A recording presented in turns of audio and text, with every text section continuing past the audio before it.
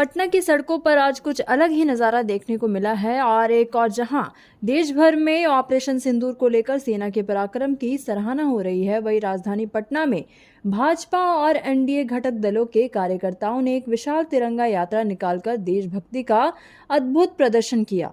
यह यात्रा SP Verma road से शुरू होकर कारगिल चौक तक पहुंची और पूरे मार्ग को राष्ट्रध्वज से लहराती हुई लहरों से भर दिया। आपको बताते चले कि हजारों की संख्या में लोग हाथों में तिरंगा लिए सड़कों पर उतरे, जिनके चेहरे पर गर्व, आत्मविश्वास और राष्ट्र प्रेम साफ झलक रहा था।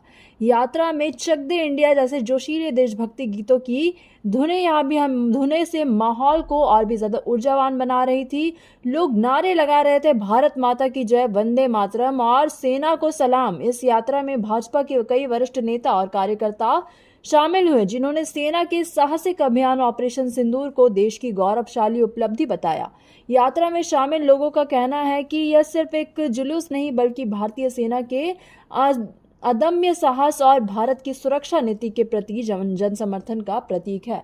उन्होंने ये भी कहा कि अगर देश की सीमाएं पहले से अधिक सुरक्षित है और अगर कोई भारत की ओर आंख उठाकर देखेगा तो उसे जवाब देने के लिए सेना पूरी तरह से तैयार है। इस यात्रा के जरिए केवल ऑपरेशन सिंदूर की सफलता का जश्न नहीं मनाया गया, बल्कि यह भी संदेश दिया गया कि भारतीय सेना का सम्मान केवल सीमाओं तक सीमित नहीं है, बल्कि देश के हर नागरिक के दिल में बसा है।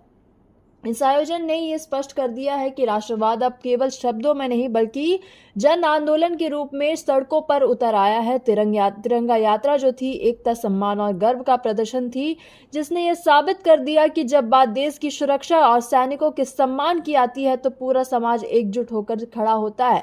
पटना का ये तिरंगा यात्रा न सिर्फ आयोजन था, बल्कि ये देशवासियों की भावनाओं का सजीव चित्रण भी था।